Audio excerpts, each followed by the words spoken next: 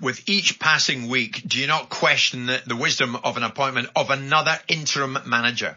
Look at it pre-match. I think it's nonsense. A banner's unfurled last night amongst some of the hardcore United faithful. Standards, it said. And then they list people like Roy Keane. Standards, who demanded the very, very best. Yeah, great, but what was Roy Keane's standards like when he was a manager? Come on now. It's easy to throw brickbats to him from the sidelines. Of course it's not. About Keane the player. You're fine, but we're talking about the management. The Keane the player played for the ultimate manager.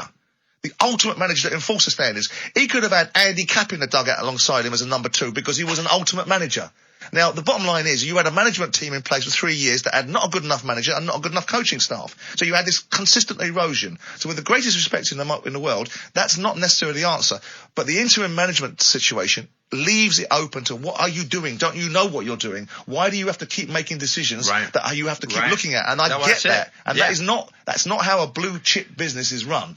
Exactly. And the blue chip business in football terms is Manchester United. This is how a small or medium-sized business is run because it doesn't know what it's doing. Sure. It's not a good look. I get that. But it gives people an excuse. But don't be under the illusion that Ralph Rangnick is running around thinking this is a temporary employment.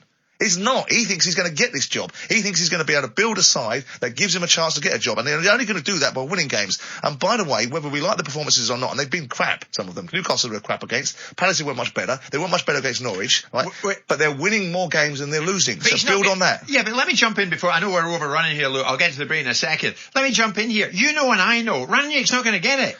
I don't know that at all. Simon, we spoke, and I can't name names, we spoke. I don't know that. At the highest level of Manchester United last week, who said to us, each and every hour of every day, we're working on the permanent appointment for the summer. And we're working on the permanent appointment, which might include Ralph Rangnick in the mix, because ultimately his outcomes will determine what happens to him. But the bottom line is, with respect to that level of information that we got, and whoever we got it from, the senior management of Man United have turned this into a fiasco.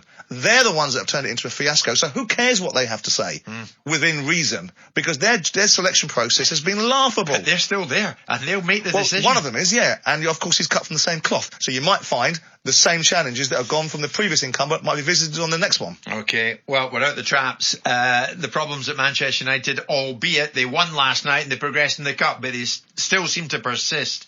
And you've got a man, Ralph Rangnick, who's telling us a player like Dean Henderson, the goalkeeper, he wants to leave, but he's not going to leave. We're back after this.